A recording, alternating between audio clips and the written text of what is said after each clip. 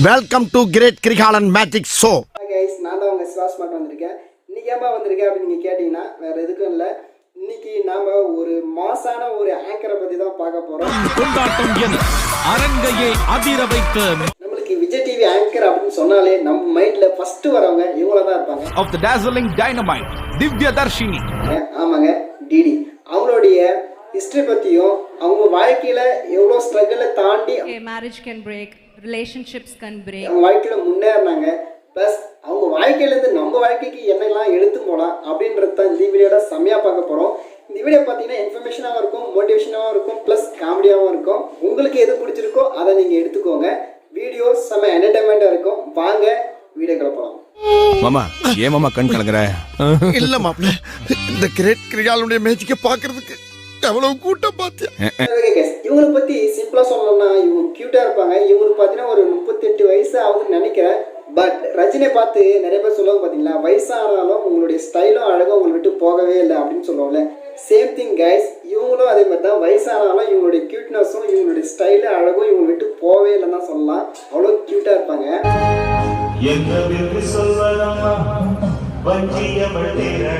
Next பார்த்தீங்கன்னா நம்ம எல்லாமே ஒரு 10 வயசுல என்னங்க பண்ணியிருப்போம். நான்லாம் 10 வயசுல வந்து பல்லாங்குழி அப்புறம் அந்த சொப்பு விளையாட்டு இதெல்லாம் தான் விளையாட்டுருந்தேன். பட் இவங்களுடைய 10 வயசுல இவங்களுடைய ஆங்கரிங் கேரியரை ஸ்டார்ட் பண்ணியிருக்காங்க. விஜய் டிவியில் இவங்க ஃபர்ஸ்ட் பண்ண ஷோ பார்த்தீங்கன்னா உங்கள் தீர்ப்பு. இந்த அந்த வடைய எப்படியாவது திருடிடணும்னு மரத்து மேல ஒரு காக்கா வந்து உட்கார்ந்துச்சான்.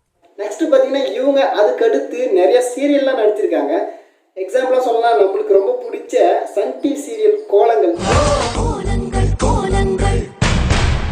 நல்லா கோலங்கள்லாம் வெறித்தனமா பார்ப்போங்க, உட்காந்து அப்படியே பார்த்துட்டு இருப்பேன். பட் டிடியும் கோலங்கள்ல நடிச்சிருக்காங்க. இவங்க நடிச்ச சீரியல் பார்த்தீங்கன்னா கோலங்கள். அங்கெல்லாம் ஒரே கும்பலா இருக்கும். அரசி, அப்புறம் ராஜ் டிவியில் வந்து ரெக்க கட்டிய மனசு, இந்த மாதிரி சீரியல்லாம் நடிச்சிருந்திருக்காங்க. பட் இதெல்லாம் அவங்க ஃபேமஸ் ஆகலைங்க. ஆனால் இவங்களை தூக்கி விட்டது பார்த்தீங்கன்னா 2007 விஜய் டிவியில் இவங்க மறுபடியும் கால் எடுத்து வைக்கிறாங்க.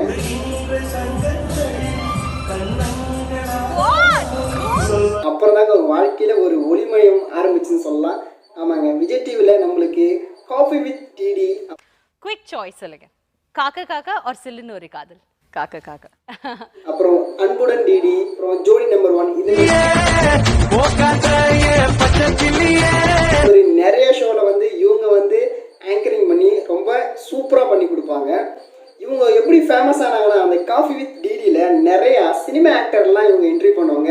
உங்க 2 பேரை விட அதுக்கு அடுத்தபடியே அதிகபட்சமா தெரிஞ்ச ஒரு ஆள் நானா தான் இருக்கேன்னு நினைக்கிறேன். நீங்க வந்து அதனால இவங்க வந்து அவங்களுக்குள்ள ரொம்ப இன்ட்ராக்ட் ஆகி ரொம்ப ஃப்ரெண்ட்ஷிப்லாம் ஆகி இவங்க ரொம்ப ஃபேமஸ் ஆகிட்டாங்க. இவங்க பண்ற ஆங்கரிங் வந்து எல்லாருக்குமே பிடிக்குங்க. சொல்லுங்க, எவ்வளவு வாட்டி எவ்வளவு வீட்ல தண்ணி கேன் போட்டுருக்கீங்க? இவங்க இன்டர்வியூ எடுக்கிற விதமே சூப்பராக இருக்கும், காமெடியாகவும் இருக்கும். ப்ளஸ் ரொம்ப ரெஸ்பெக்ட்ஃபுல்லாக பேசுவாங்க. அதாவது ஆப்போசிட் இருக்கிற பர்சன் கிட்ட ரெஸ்பெக்ட்ஃபுல்லாக பேசுவாங்க. ஒரு கம்ஃபர்ட் ஜோனை இவங்க கிரியேட் பண்ணி கொடுப்பாங்க. அதனாலே இவங்களை நிறைய பேருக்கு பிடிக்கும் தான் சொல்லலாம். இன்னொரு மேட்டர் என்னன்னா, இவங்க நிறைய பெரிய பெரிய ஆள்லாம் இன்டர்வியூ எடுத்திருக்காங்க. எக்ஸாம்பிள் சொன்னால் நயன்தாரா, டோனி, இதே மாதிரி நிறைய ஆளை இன்டர்வியூ எடுத்திருக்காங்க. கொண்டாட்டம் என அரங்கையை அதிர வைக்க மாபெரும் நிகழ்ச்சி. இவங்க கேரியர் பார்த்தீங்கன்னா இப்படியே ஹாப்பியாக ஃபன்னாக போயிட்டு இருந்தது. இதுக்கு நடுவில் பார்த்தீங்கன்னா 2016 இவங்களுக்கு மேரேஜ் ஆகுது. அவங்களுடைய ஃப்ரெண்டே இவங்க லவ் பண்ணி மேரேஜ் பண்ணிக்கிறாங்க. நம்ம நிறைய பேருக்கு கொஞ்சம் வருத்தமாக தான் இருந்திருக்கும், டிடிக்கு மேரேஜ் ஆகுதுன்னு. ஆனால் ஒரு 6 மாதத்துலேயே பார்த்தீங்கன்னா அவங்க 2 பேருக்குள்ள கருத்து வேறுபாடுனால கொஞ்சம் பிரிஞ்சே இருந்திருக்காங்க. ஒரு 1 இயரில் பார்த்தீங்கன்னா அவங்க டைவர்ஸ்க்கு அப்ளை பண்ணிட்டாங்க. ஏன் டைவர்ஸ் பண்ண அப்படின்னு அவருடைய ஹஸ்பண்ட் கிட்ட கேட்டால் அவர் ஒரு ரீசன் சொன்னார். ஒன்றும் இல்லைங்க, கல்யாணத்துக்கு அப்புறம் வந்து நான் வந்து ஷோக்கெல்லாம் போகாதம்மா அப்படின்னு நான் சொல்லியிருந்தேன். ஆனால் அவர் காதில் வாங்கிக் கொள்ளவே இல்லை. ப்ளஸ் நைட் பார்ட்டிலாம் அவங்க போயிட்டு தான் அவங்க வீட்டுக்கே வருவாங்களாம். திருமணத்திற்கு பிறகும் டிடி லேட் நைட் பார்ட்டிகளில் கலந்து கொண்டு வீட்டிற்கு லேட்டாகத்தான் வருவார். இதெல்லாம் அவங்க குடும்பத்துக்கு கொஞ்சம் பிடிக்கலையா, இவரும் கொஞ்சம் சொல்லியிருக்காரு. பட் அது மட்டுமல்லாமல் ஆண் நண்பர்களின் பழக்க வழக்கங்கள் நாளுக்கு நாள் அதிகமாகிக் கொண்டே இருந்தது. அவங்க வந்து இதெல்லாம் கேட்கல, அதனால தான் நாங்கள் மியூச்சுவலாக அண்டர்ஸ்டாண்ட் பண்ணி டைவர்ஸ் வாங்கிட்டோம் அப்படின்னு சொல்லிட்டு இவர் சிம்பிளாக சொல்லி முடிச்சிட்டாரு. வாழ்க்கையிலே பெரிய ஒரு அடினா அது இதுதான். அவங்களுடைய ரிலேஷன்ஷிப் வந்து பிரேக் ஆனது தான். ஏன்னா நம்மளை வந்து ஒரு நம்ம ஸ்கூல் படிக்கும்போது 10 பேருக்கு தெரியும், காலேஜ் படிக்கும்போது ஒரு 50 பேருக்கு தெரியும், அப்புறம் நம்ம ஊர் பக்கத்து தான் தெரியும். ஆனால் பட் டிடியை வந்து தமிழ்நாடு ஃபுல்லாக தெரியுங்க. அவங்களுடைய ஃபேன்ஸ் நிறைய பேர் இருக்காங்க.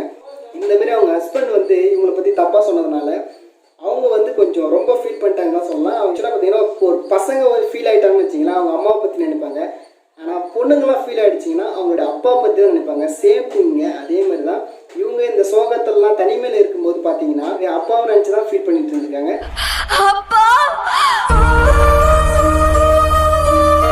ஏன்னா இவங்களுடைய சின்ன வயசில் அவங்க அப்பா வந்து இறந்துட்டு இருக்காரு.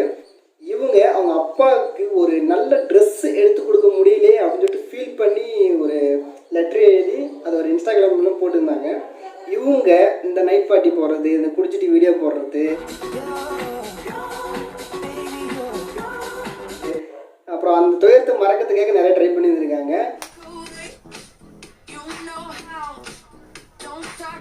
அந்த வீடியோலாம் வைரல் ஆகி போயிட்டு இருந்தெல்லாம் உங்களுக்கே தெரிஞ்சிருக்கும். பட் நான் ஒரு விஷயம் சொல்கிறேன் கேட்டுக்கோங்க. இவங்க வளர்ந்த விதம் எப்படின்னா இவங்களுடைய அப்பா வந்து இவங்க சின்ன வயசில் இறந்துட்டாங்க. ஸோ ரிலேஷன்ஷிப்னு பார்த்தா இவங்க ஃப்ரெண்ட்ஸ் தான். இவங்க ஃப்ரெண்ட்ஸுக்காக என்ன வேணால் செய்வாங்க. இருந்தாலும் உலகத்தில் எது நடந்தாலும் I know I can go to them. அவனுங்க எப்பவுமே எனக்காக இருப்பாங்க. ஆனால் பட் கல்யாணம் பண்ணிட்டு போயிட்ட அப்புறம் பசங்க கூட சுற்றிட்டு இருக்குது இதெல்லாம் வந்து அவங்க ஹஸ்பண்ட் கண்டிப்பாக பிடிக்காது, அவங்க ஃபேமிலிக்கும் பிடிக்காது. பட் இவங்க ஜென்யூனாக தான் இருப்பாங்க. அதனால் அவங்களுக்கு கேர் இல்லை. பட் பார்க்குறவங்க தப்பாக தான் பேசுவாங்க. சேம் லைக் டேட் தான் இவங்களை வந்து இன்ஸ்டாகிராமில் போட்டு கலாச்சிட்டு இருந்தாங்க. அவங்களுடைய கேரக்டரை அசஸ் பண்ணிட்டு இருந்தாங்க. கேரக்டர் அசாசின் பண்ணட்டும், it's okay. Marriage can break, relationships can break. அது அவங்களுக்கே தெரியும். அவங்க சொல்லியிருந்தாங்க சொன்னாங்க. அதாவது டியர் கார்ப்பரேட் மூவி பார்த்தீங்களா, இதேமாரி ஃபீலிங் ஆகிட்டிங்கன்னா லாங் ட்ராவல் போகிறது, கண்ட்ரி விட்டு கண்ட்ரி போகிறது, இதெல்லாம் பண்ணோன்னா நம்மளுக்கு ஃப்ரெஷ் ஆகிடும் அதுன்னு சொல்லுவாங்க. சேம் திங் தான் இவங்களும் பார்த்தீங்கன்னா நிறைய கண்ட்ரி ட்ராவல் பண்ணி ஃபோட்டோஸ்லாம் போட்டுருந்தாங்க. சரிடா நம்ம இதெல்லாம் முடிஞ்சு போச்சு, நம்மளுக்கெல்லாம் நடந்துச்சு அப்படி தெரிஞ்சு வெளியே வந்துட்டாங்க.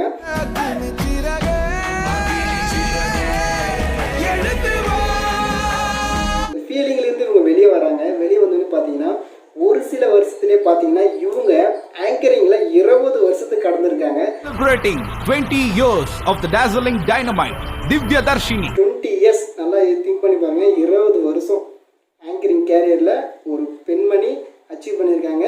அதுக்காக இவங்களுக்கு ஒரு தனி அவார்டே கொடுத்தாங்க.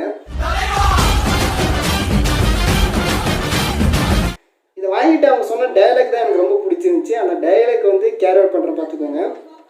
நீங்கள் எப்படிங்க சக்ஸஸ் ஆனீங்க அப்படின்னு அவங்க கேட்டதுக்கு அவங்க சிம்பிளாக சொன்னாங்க, உங்கள் வாழ்க்கையில் எவ்வளோ கஷ்டம் இருந்தாலும் சரி, இல்லை உங்கள் ரிலேஷன்ஷிப்பில் எவ்வளோ கஷ்டம் இருந்தாலும் சரி, இல்லை என்ன உங்க மனசுல இருந்தாலும் உங்களுக்கு உடம்பு வலியா தலைவலியா எதுவாக வேணா இருக்கலாம், வேலைக்குன்னு போகும்போது காலையில எழுந்திரிச்சு டைமுக்கு மேக்கப் போட்டு if you show up correct டைமுக்கு உங்கள் ஜாப் போயிட்டு சிறப்பா ஸ்ரத்தையோட முழு மனசோட செஞ்சீங்கன்னா ஜாப்பை ரொம்ப நேசிச்சு நீங்கள் செய்ய ஆரம்பிச்சிட்டிங்கன்னா I think that's the only way to sustain. There is no shortcut to succeed.